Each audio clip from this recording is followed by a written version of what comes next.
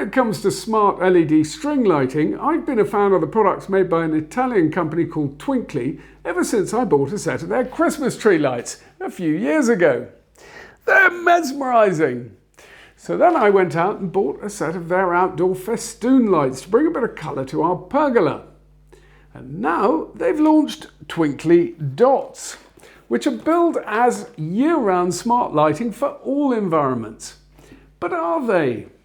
What possible use could I have for year-round multicoloured string lighting, other than perhaps dressing up as a Christmas tree in the middle of summer? Well, let's find out.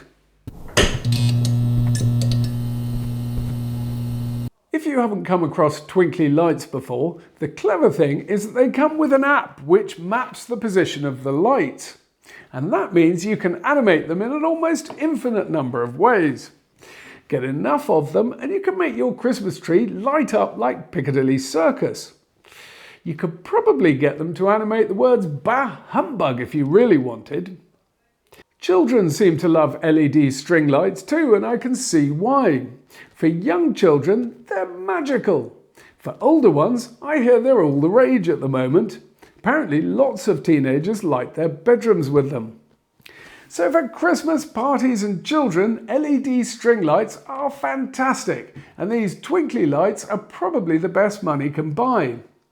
The thing is, Twinkly is marketing these new dots as year-round lighting around your house. For that, the new dot lights are made to display in a much more uniform pattern than Christmas tree lights. See? Christmas lights on the left, dots on the right. That means that with these dots, you can run a row of uniformly positioned lights along a wall. For example, on its website, Twinkly shows a couple of adults' bedrooms lit with these things. But I don't know, I think the first looks like the sort of thing you might find in a budget motel. And the second, well, maybe if I was shooting a home porno movie, but otherwise I prefer to read under white light. So where else could I use these things? Well, Twinkly also suggests you use them to pimp up your desk. So I thought I'd wait till it got dark and then try them out on my new high-tech mole standing desk. And here they are. And I've got to say, I like these things rather more than I was expecting to. I mean, I could use them to indicate what kind of mood I'm in to people as they step into my office. I could have something like this if I'm feeling all calm and peaceful and they're not likely to get anything out of me. Or maybe something like this if I'm really pissed off about something and they better stay clear. Or how about this if I'm in need of an immediate party? Last of all, if I'm feeling all health and safety, I could use something like this to indicate to people when I'm raising my new mole standing desk and they need to stand well clear. Yeah, I know, it's a bit of a gimmick. I wonder if I can think of some other more useful purpose for these lights. I know, I could pimp up our loo.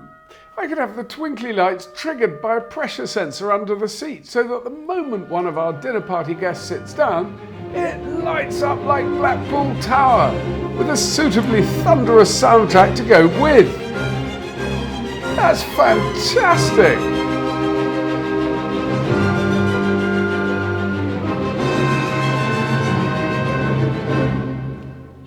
But I'm not sure it's a terribly hygienic lighting solution. So what else? Well, during the pandemic, I spent some of my time building a replica of the Titanic. Here it is. Now, normally this sits above some shelves, but maybe I could use these twinkly dots to recreate the effect of some light shimmering off an iceberg. That's not bad, but the problem is that the lights aren't quite bright enough to create this effect when the room lights are on. It also occurred to me that I could use these twinkly dots to light up my bicycle, or perhaps the underside of my wife's car so she could pop into town looking like a drug dealer. Twinkly also suggests you can use these things as accent lights to highlight pictures or mirrors on the wall, But again, it's not for me. But it did get me thinking. Perhaps you could use twinkly dots to create some original art. So I went and got hold of an old picture frame and stuck the dots round the inside to see if I could create a subtly changing lightscape sort of thing. And here it is. Now, I'd better turn the lights off to show this thing off in all its glory. And there we go. Now, I've never been entirely sure what the word whelming means, but I think you could safely call this piece underwhelming. I don't think I'm going to have the tape mod chewing my arm off for it. But then I had another idea. What about if I run the lights on the inside of the cardboard mount inside the frame? Let's have a go at that.